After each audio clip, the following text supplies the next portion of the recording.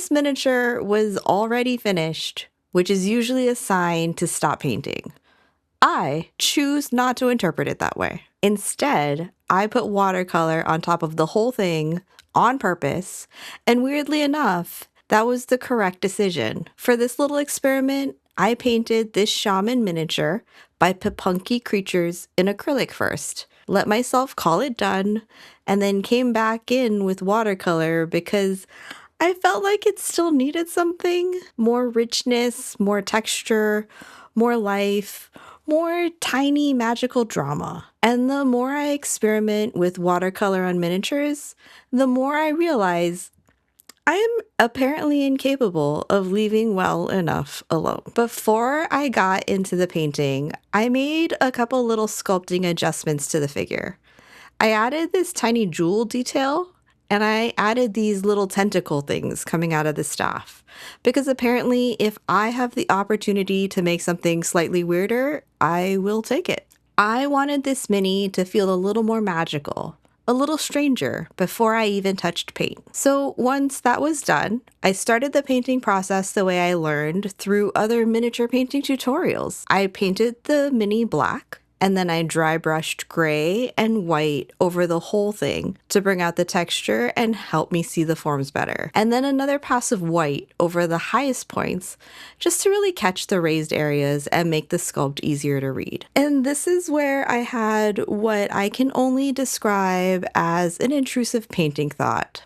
I think I'm done with this process. Not in a dramatic, I'm renouncing it forever kind of way, more in a I keep doing this out of habit and I don't actually think I like it very much anymore kind of way. Because while the black, gray, white underpainting can be super useful, I'm finding that for me, it makes it harder to get the kind of rich, saturated color I actually want later. It feels like I'm constantly painting over the underpainting instead of letting it help me. And I think I'd rather underpaint with colors that enhance the final layers instead of muting them right from the start. So that was one thing this miniature taught me before I even got very far. Sometimes a technique can be useful and still not for you. For the base layers, I work pretty rough in acrylic.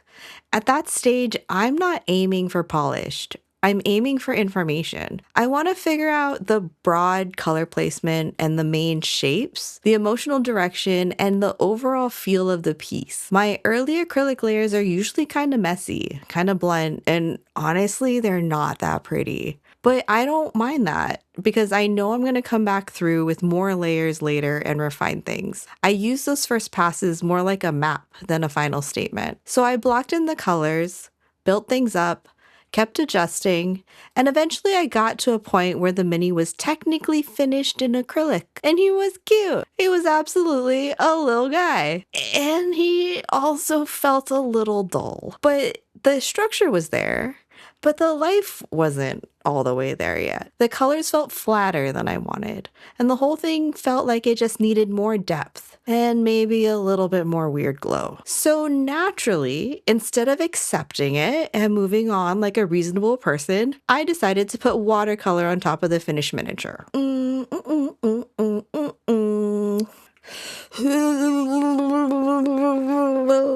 And this is the part that's become really interesting to me because I wasn't using watercolor here to completely repaint everything. I was using it more like a tint, a stain, a mood adjustment.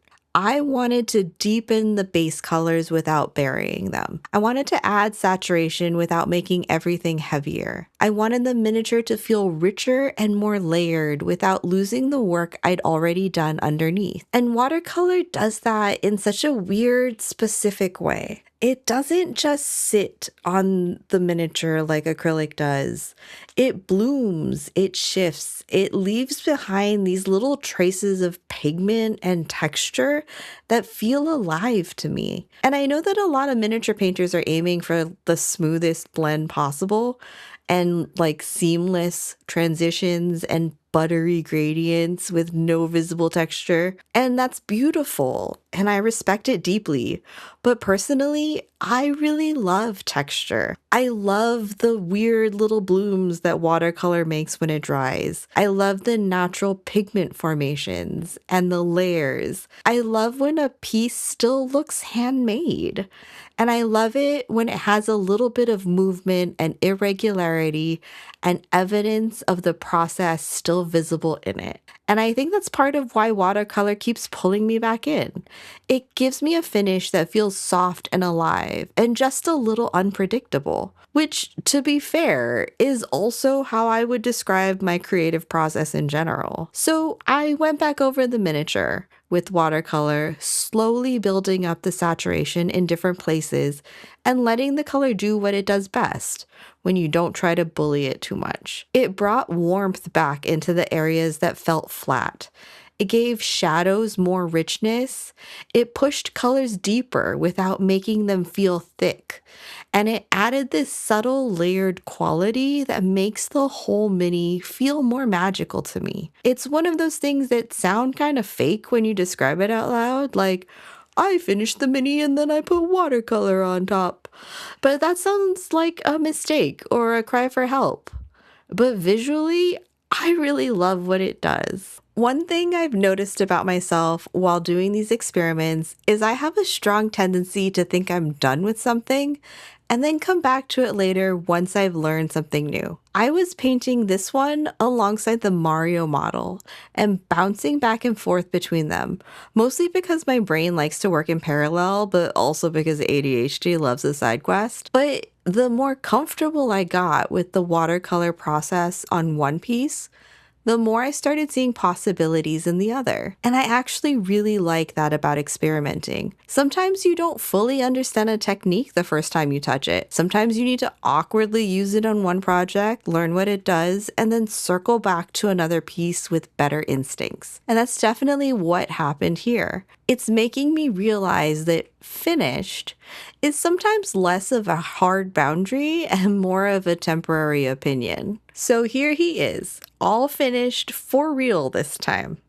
Tiny, magical, slightly damp looking in the best possible watercolor way, and so much more alive than he was before. This ended up being one of those small experiments that changed more than I expected. Not just the look of the miniature, but the way I'm thinking about underpainting, saturation, and what kind of finish I actually want my work to have. So yeah, I put watercolor on a finished miniature on purpose, and I regret nothing. If you enjoyed this tiny experiment, subscribe to the channel, like the video, and join our Discord down below.